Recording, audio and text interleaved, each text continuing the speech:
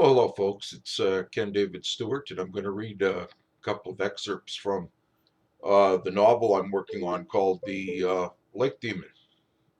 So, with no further ado, here we go. The Lake Demon by Ken David Stewart. John Richards was hard at work finishing up a short story that he was working on when his telephone rang. It was his sister, Meg, from Kelowna, British Columbia, calling. John, I've got some terrible news for you. Dad's cancer has spread to his liver, and his oncologist has only given him a month or two to live, said Meg. That is terrible news, John responded. Is there anything I can do to help? Yeah, there is. I could use your company and support right now. My boyfriend Hank moved out 2 weeks ago, so I got a lot on my plate right now. Oh, I'll bet. Well, the timing is very good, though. My two kids, Ryan and Stephanie, just arrived 2 days ago.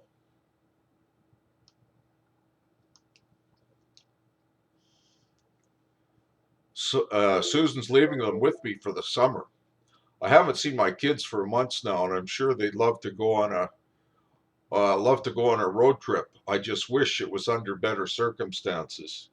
You don't mind if I bring my kids along, do you, Meg? No, of course not. I've got plenty of room for all of you guys at my place. I'd love to see Ryan and Stephanie again. And like I said, I don't want to be alone during the short time that Dad has to live.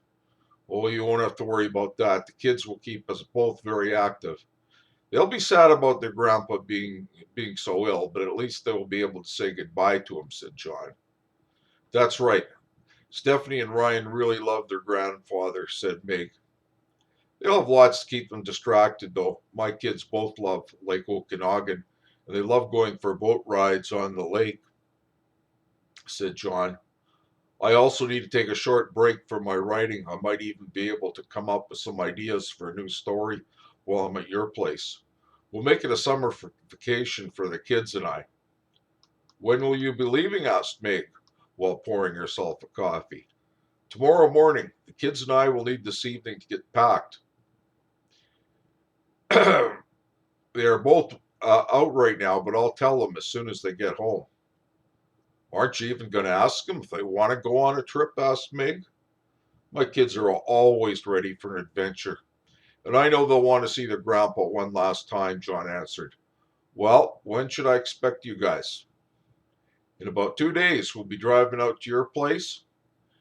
Are you sure your old Taurus is up for the trip? Meg joked. Oh, don't worry. I have a premier membership with CAA, said John. After his conversation with his sister, John Richards had a lot to think about. First, he had to think about his soon to be deceased father. Robert Richards was the kind of man that made the idea of his passing seem very unreal to John. Yes, he knew that people die every day from cancer or with heart conditions or other things, but his father was somewhat exceptional. He was what is known as a man's man. Robert Richards worked hard all his life as a heavy equipment operator. He was only 67 years old and always seemed to be in robust health. It was a very rare occasion for John's father to ever miss a day of work because of illness. Whenever Robert caught a cold or some type of virus, he usually went to work anyway and pushed through his discomfort. He liked to think of himself as being tough, and in actuality, he was. Although he was always a hard worker and a good provider, Robert Richards also believed in enjoying life and having a good time. He loved his cigarettes, his beer, and his whiskey.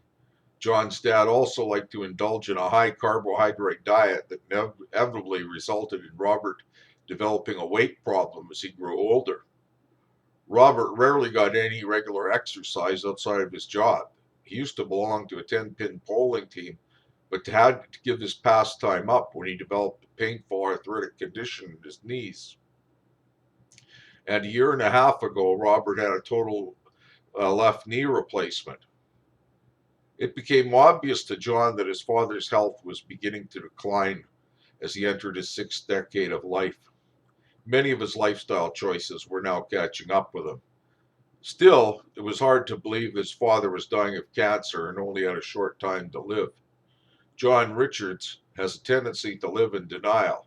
and believing in his father's invincibility was a prime example of this. John was not looking forward to having to say goodbye to his father. Although John was certain of his father's love for him, he couldn't remember ever hearing his father tell him that he loved him. On the other hand, it probably wasn't very often that John had told his father that he had loved him, even though he truly did. Robert Richards did not believe in wearing his heart on his sleeve, and this was something that he passed on to his son.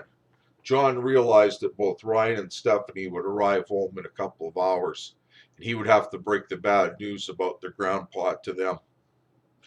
Okay, I think I am going to leave it right on that spot right now for the first episode from an excerpt from the Lake Demon. Thanks for listening.